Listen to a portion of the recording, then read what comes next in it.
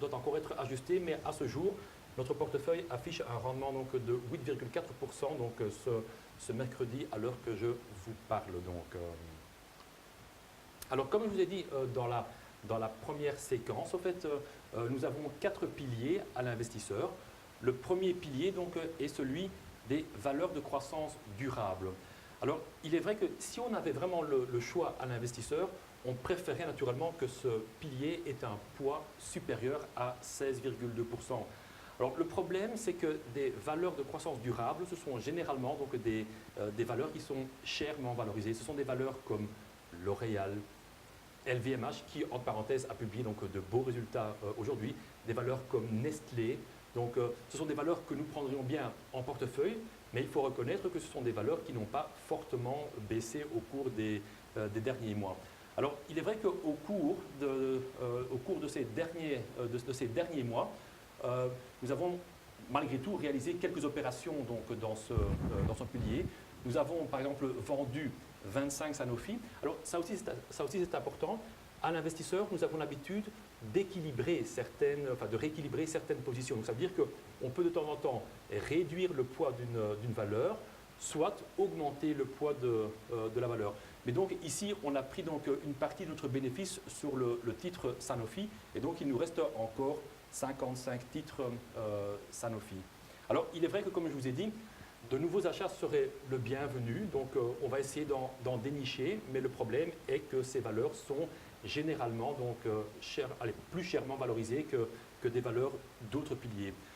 Ce qui est important aussi à savoir, c'est qu'on va essayer donc d'accumuler des titres Umicore. Nous avions placé en décembre un ordre pour le moins opportuniste, donc à un peu plus de 31 euros. C'était donc lorsque nous allions en direction justement de la barre des 30 euros, mais il est clair que depuis, le mois de janvier a été un bon mois et Umicore a également profité donc, de la tendance positive des marchés. Et donc nous avons raté donc, le fait de pouvoir accumuler donc, quelques positions en Umicore. Alors, il y a naturellement le cas spécial de Celgene. Donc, on a eu naturellement beaucoup de questions suite à cette OPA de la part de Bristol Myers Squibb. Alors, il faut bien comprendre que actuellement, ce titre, nous le gardons encore un peu en portefeuille. Le fait est que Bristol Myers Squibb donc, a lancé une OPA, en partie en cash et en partie en actions Bristol Myers. Le problème pour nous, investisseurs belges, est que si maintenant nous devions donc apporter nos titres Celgene donc à l'OPA de Bristol Myers, nous subirions donc un précompte mobilier en fait, donc, sur le prix offert. Et donc, ce qu'on va faire, c'est voir comment Celgene évolue au cours des prochaines semaines et mois, parce que l'opération ne sera bouclée au final qu'au troisième trimestre 2019. Et donc, nous avons tout le temps en fait, de voir Celgene éventuellement encore remonter quelque peu la pente avant de vendre les titres. Mais actuellement, nous considérons donc Celgene plutôt comme du quasi cash. Il faut savoir que dans l'offre offerte de Bristol Myers, 50 euros est déjà du cash. Donc, on va dire que la position en Celgene pourrait être ajoutée donc, à notre trésorerie. Donc, on aurait donc une trésorerie un peu plus importante qui nous permettrait de réaliser d'autres opérations. J'avais une question sur Celgene, savoir si c'était une bonne affaire parce que certains ne gagnent pas vraiment dessus, mais je pense que tu y as répondu, donc il n'y a pas de souci. Alors effectivement, nous avions également acheté le titre un peu plus haut, quoi, donc on se souviendra, naturellement, on avait acheté le titre aussi à un cours du dollar plus faible, donc c'est naturellement pour nous une bonne chose que le dollar se soit apprécié. Le fait est que naturellement, pour Bristol Myers, ce genre d'opération n'est pas une petite opération, donc il a dû débourser entre 20 et 30 milliards pour racheter Celgene. C'est aussi la raison pour laquelle on va dire que le prix de départ que Bristol Myers offrait pour Celgene tournait aux alentours de 100 $, mais du fait que Bristol Myers a reculé depuis, actuellement donc, le titre Celgene se négocie donc à 87,6. Mais nous allons également aussi donc, encore attendre un tout petit peu, Anne, donc, pour voir comment évolue donc, le titre au cours des prochaines semaines et mois. Mais il est clair que c'est un titre qui va, on va dire, voler, comme on dit, donc, à la porte donc, au cours des prochaines semaines et mois pour naturellement acheter d'autres valeurs offrant un potentiel supérieur. Alors, Un pilier qui doit être important pour beaucoup d'entre vous est donc le pilier des valeurs de rendement. Vous savez, lorsque vous êtes naturellement à la pension, vous avez toujours besoin donc d'un complément. Donc pour votre pension, aujourd'hui, le papier obligataire n'offre rien comme condition, donc il est intéressant de pouvoir donc bénéficier de certaines valeurs qui offrent des rendements dividendaires si possible élevés, mais surtout durables. On a bien vu que des valeurs comme Quest for Growth, donc la PRICAF, peut payer une année plus de 16% de rendement et l'autre année, comme ici en 2018, rien du tout. Donc ce qu'il faut vraiment donc, faire, c'est mettre l'accent sur des valeurs qui ont donc un rendement durable. Alors, vous verrez que dans ce premier pilier ici, enfin dans ce deuxième pilier, pardon, vous avez aussi quelques banques comme ABN AMRO et ING. Ce sont des banques qui vont naturellement profiter d'une éventuelle remontée des taux qu'on ne voit pas déjà. Ça fait facilement 1 an ou 2 qu'on pense que les taux vont remonter. Ce n'est pas encore le cas, mais il est clair que c'est un secteur qui va profiter de la remontée des taux. Même chose pour des assureurs comme NN Group. Vous comprenez fort bien que lorsque vous êtes un assureur et que vous êtes en tant que courtier obligé de vendre des produits branche 21, donc avec des produits donc, obligataires, vous ne vendez pas de produits à vos clients. Mais si maintenant, du jour au lendemain, donc, on pouvait avoir un taux 10 ans, par exemple, à 2% et que vous pouvez vendre de la branche 21 avec de telles conditions, eh ben, NN Group vendra bien plus en fait, de produits de la branche 21. Quoi. Donc, mais donc, ce qui est important, c'est surtout de mettre l'accent sur des valeurs dont le rendement dividendaire est durable. Ce qu'on voit aussi sur ce tableau, c'est que le poids que nous attribuons donc à ces différentes valeurs est généralement supérieur à la moyenne du portefeuille. Donc ici, on a même certaines valeurs qui ont un poids proche de 5% dans le portefeuille. Notez qu'à l'investisseur, nous avons l'habitude de mettre la barre à plus ou moins 6%. Donc il y a peu de chances que vous verrez donc, dans le portefeuille un titre qui a un poids supérieur à 6%.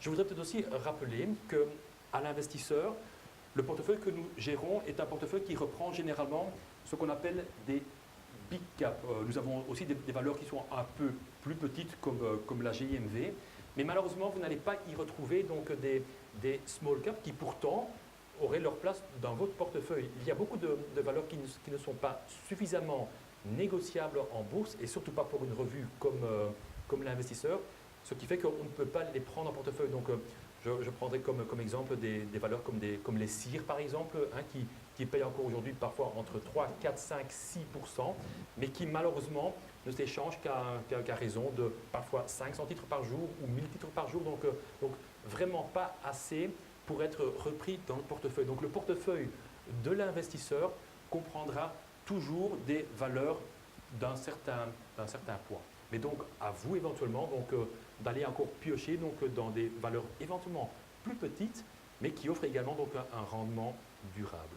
Yuri, j'ai une question sur ce pilier-là, justement. J'y reviens. Quelqu'un pose la question, pourquoi préférez-vous Royal Dutch Shell à Total, qui a un rendement similaire? Est-ce qu'il est plus dynamique? Donc, c'est la question posée. Ouais. Bon, une chose d'abord, nous n'avons pas beaucoup de valeurs pétrolières en portefeuille. Ce que vous pouvez voir en fait, sur ce graphique, c'est que nous avons acheté nos titres Royal Dutch Shell donc, en 2015. Alors, pourquoi est-ce qu'on avait acheté donc, Royal Dutch Shell et pas Total à l'époque? Parce que, effectivement, ces deux valeurs payaient des rendements dividendaires plus ou moins similaires, mais on se souviendra qu'à l'époque, avec des titres Royal Dutch Shell, on pouvait naturellement opter donc, pour un dividende optionnel. Et à l'époque, on pouvait, lorsqu'on optait pour le dividende sous forme d'action, on évitait en fait, le précompte à la source aux Pays-Bas. C'était les fameux scrip. Malheureusement, depuis 1 an, donc, chez Royal Dutch Shell, chaque fois qu'ils payent leur dividende, ils vous offrent encore la possibilité en fait, d'opter pour des actions, mais c'est devenu un DRIP. Et le fait est que lorsque le dividende est payé sous forme d'un DRIP, vous devez quand même malgré tout payer au fait, le précompte mobilier. Et donc, en fait, il n'y a effectivement plus vraiment d'intérêt donc, à préférer au fait, Royal Dutch Shell. Je dirais que ce qu'on doit notamment éviter aussi à l'investisseur, c'est justement aujourd'hui d'aller vendre le titre Royal Dutch pour reprendre une valeur comme Total. Il ne faut pas oublier que nous gérons un vrai portefeuille avec des vrais frais, des frais de courtage et tout. Ça veut dire que si nous vendons un titre comme Royal Dutch Shell pour prendre des Total, nous allons payer des frais de vente et des frais d'achat. Mais la question de l'abonné est bonne. Donc on est souvent pas négatif à l'égard de Total, et Total mérite également donc votre attention. Alors un pilier très important, et je dois avouer que c'est le pilier qui est parfois le plus difficile donc à expliquer, donc c'est le fameux pilier donc value.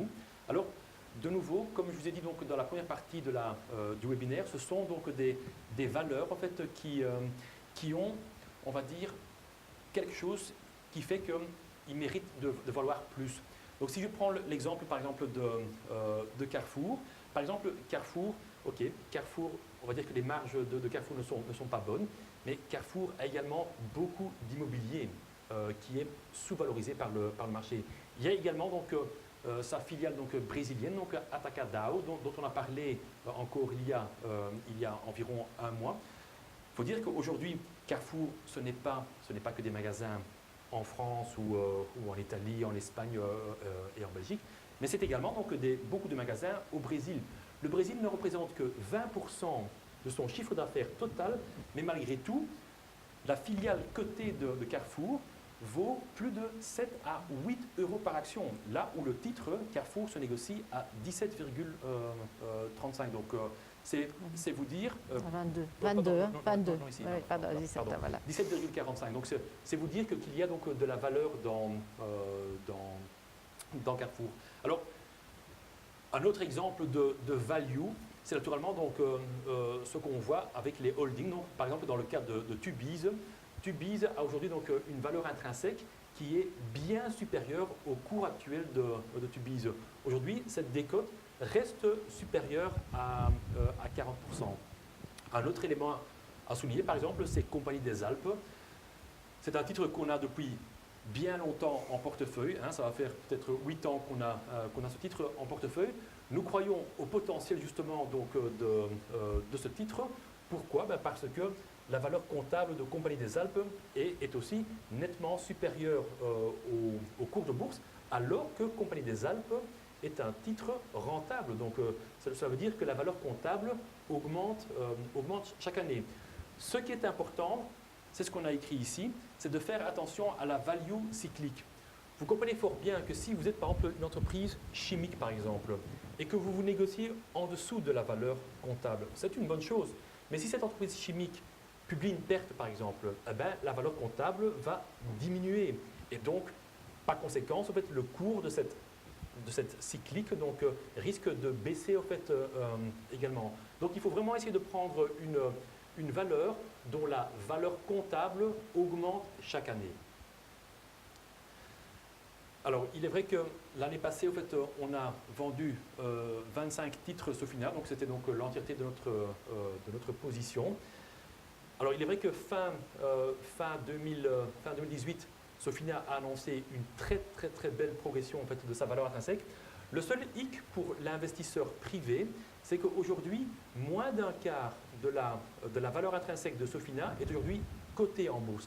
Cela veut dire que plus de 75% de la valeur intrinsèque est aujourd'hui non cotée et par définition aussi difficile donc à valoriser. Ce sont beaucoup de valeurs, on va dire, asiatiques dont il est très difficile de trouver donc, une vraie valeur. Mais c'est un titre pour lequel on a quand même malgré tout donc, relevé tout récemment en fait, notre recommandation parce que justement la valeur intrinsèque vient à nouveau donc, de dépasser la barre des 200. Merci Yuri, tu as répondu à une des questions justement de savoir si Sofina valait toujours la peine. Justement, en fait, on a relevé il y a une semaine donc, la recommandation donc, à C+1. Donc, une entreprise, Sofina n'a aucune dette et donc dispose encore des moyens nécessaires pour réaliser encore d'autres investissements, donc normalement plutôt en Asie. Alors vient le dernier pilier, donc, qui est donc le pilier promesse et turnaround. Je dirais, j'adresserais au fait,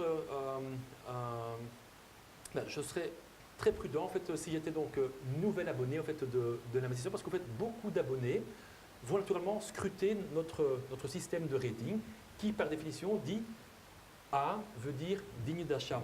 Le problème, c'est que tout ce pilier ici reprend des valeurs qui ont un risque supérieur à la moyenne. Et donc, il n'est pas conseillé, au fait, pour quelqu'un qui commence donc à composer un portefeuille, d'aller piocher que dans ces valeurs-ci.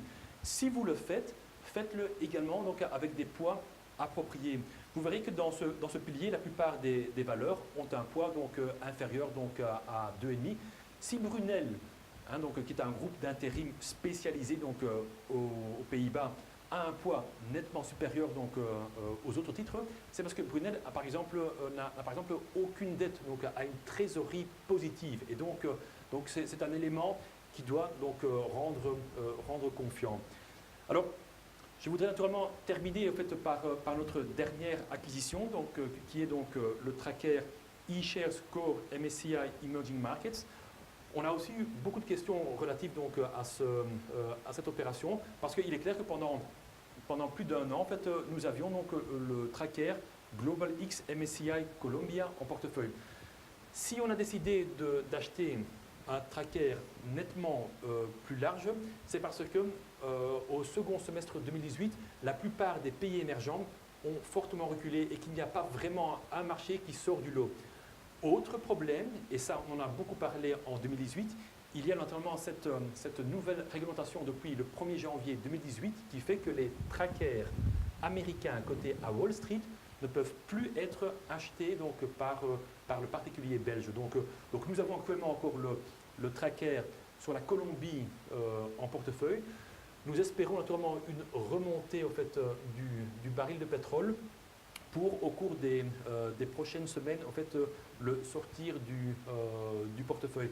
Mais sachez que quelqu'un qui est nouvel abonné ne pourrait par exemple plus acheter ce tracker. Donc nous pouvons naturellement encore le vendre, mais il n'est plus possible d'acheter donc des trackers américains à Wall Street.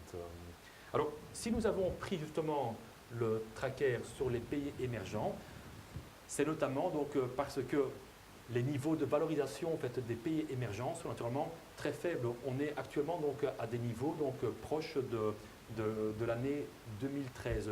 Payer à peine 11 fois le bénéfice attendu pour des pays qui affichent des croissances supérieures donc, aux marchés occidentaux, c'est vraiment un très beau marché. Il ne faut pas oublier non plus que la Banque centrale chinoise, par exemple, peut notamment autoriser les banques à avoir donc, un ratio de réserve plus bas, ce qui fait que les banques chinoises pourront donc octroyer davantage de crédits aux consommateurs et aux entrepreneurs. Mais donc, sachez que si vous achetez par exemple le tracker que nous avons acheté sur les pays émergents, vous achetez, on va dire, 3/4 de pays asiatiques, et puis le reste c'est un tout petit peu donc l'Amérique latine avec surtout le Brésil et puis l'Europe de l'Est. Je pense que tu réponds aussi. Alors encore une question, on demandait justement, on parle de plus en plus de ralentissement de la Chine. Est-ce que ça vaut encore la peine d'investir dans un tracker chinois? Mais je pense que tu réponds ainsi à la question oui et de non, la diversification. oui, mais dans le sens où la Chine ne représente enfin, au final que 30% donc, du tracker que nous avons donc, acquis. Donc 30%, ça fait quand même un tiers du portefeuille qui est investi en Chine. Alors, il est vrai qu'on parle naturellement beaucoup de ce fameux ralentissement de la croissance économique en Chine. La Chine vient d'annoncer une croissance de 6,6%, donc ce qui est le chiffre le plus faible depuis plus de 20 ans. Je pense que c'était 1991 ou 92. Mais ce qu'on voit surtout sur ce graphique, c'est qu'effectivement, la bourse de Shanghai donc, a fortement reculé ici donc, au second semestre. Et c'était justement en anticipation en fait, d'une possible baisse des bénéfices donc, chinois. On voit actuellement que les bénéfices n'ont pas encore reculé, mais on voit quand même très bien sur ce graphique qu'il y a donc une solide divergence donc, entre l'évolution des cash flows donc, en Chine et l'évolution des marchés. Donc, il va y avoir donc, tôt ou tard donc, ici donc, un repli justement de l'EBITDA, mais le marché chinois a déjà suffisamment donc, anticiper donc, le repli du bénéfice, quoi. Donc, mais donc, simplement pour revenir à notre dernier pilier, on ne va sûrement pas vous inciter donc, à investir de grosses sommes dans toutes ces valeurs. Si vous le faites comme nous, essayez de limiter donc, les positions dans ces différentes valeurs. Voilà, je suis arrivé donc à la fin de ce premier webinaire de l'année.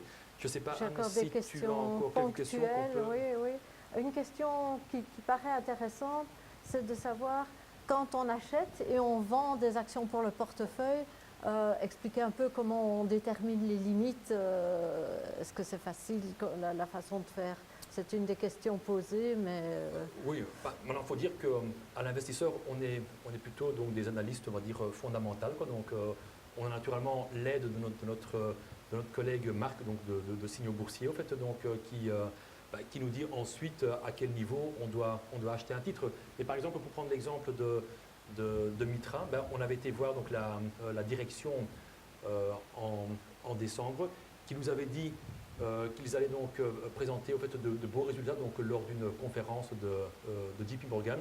On ne pouvait pas prévoir la limite précise à laquelle il fallait acheter, quoi. Donc, mais on savait très bien que dans quelques jours ou semaines, quelque chose d'important allait être annoncé par la société, quoi. Donc, et donc, on a profité naturellement de cela pour acheter quelques titres. Bien nous en fait, donc, parce que bon, le titre a fort bien progressé depuis. Mais donc, sachez qu'on va tout d'abord en fait, se baser donc, sur la partie fondamentale de l'entreprise. Donc d'abord voir si la structure bilantaire, par exemple, est saine, donc, avant de décider si on place une limite. Et donc, pour placer une limite, on va quand même toujours demander l'aide en fait, de notre analyste technicien.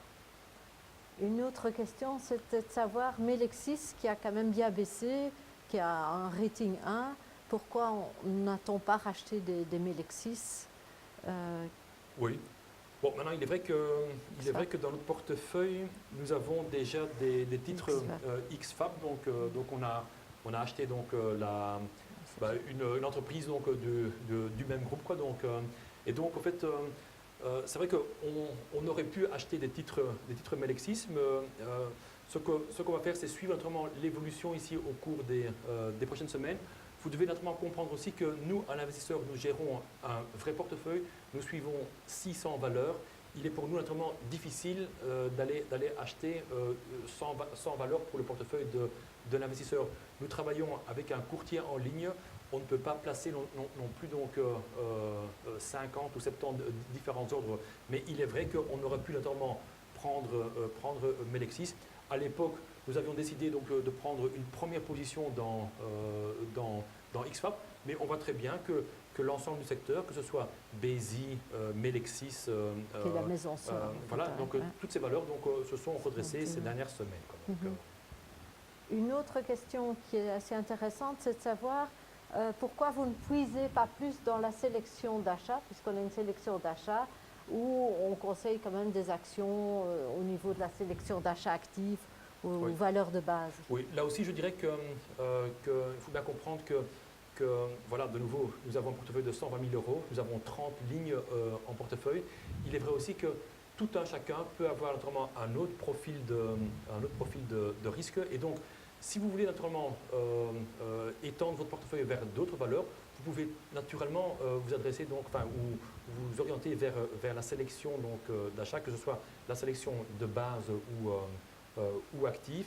Mais il est vrai que nous, pour le portefeuille, on doit naturellement aussi se limiter donc, à une trentaine de valeurs, donc on ne peut pas tout acheter, quoi. Donc, et puis de toute façon, souvent on puise dedans. Quand on fait un achat, on puise dedans. Voilà. Et peut-être aussi pour les nouveaux investisseurs qui ne peuvent pas acheter les valeurs anciennes qu'on a en portefeuille. C'est ce qu'on a fait avec Saint-Gobain tout récemment. Donc, je vois ici une dernière question. Oui, une dernière question, mais c'est sur Bipost. Je ne sais pas si tu as quelque chose à dire sur Bipost, où on demande, malgré le rendement dividendaire élevé, est-ce que l'action en vaut encore la peine?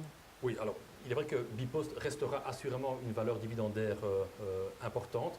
La question que tout le monde se pose, c'est naturellement de savoir si ce dividende va être abaissé. Il y a naturellement beaucoup de chances que ce dividende soit abaissé.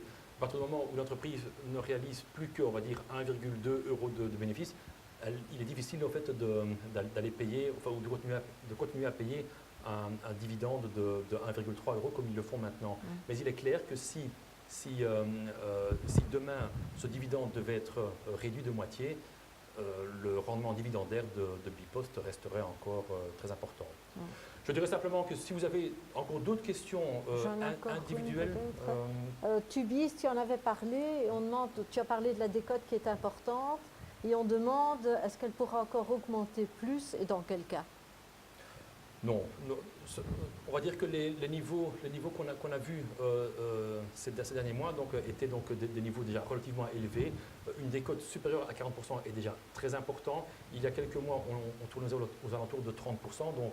Donc si vous pouvez acheter aujourd'hui une Tubise avec une décote supérieure à 40%, vous faites vraiment une bonne affaire. Ben voilà. Il y avait encore une question, mais Yuri, tu y as répondu. Le risque sur la Chine n'est pas devenu trop grand, mais tu as répondu. Et en plus, aujourd'hui, il y a plusieurs sociétés Internet chinoises qui ont publié leurs résultats. Donc, lisez sur l'investisseur les résultats publiés, le commentaire à ce sujet-là. Voilà. Ici se termine donc notre premier webinaire. Je voudrais vraiment m'excuser pour la qualité du son en ce début de webinaire. Normalement, nous organisons ce genre de webinaire tous les trimestres. Donc le prochain, normalement, est prévu pour ce printemps. Voilà, merci pour votre attention. Merci Anne. Merci, et à la prochaine. Et à la prochaine. Merci de votre écoute.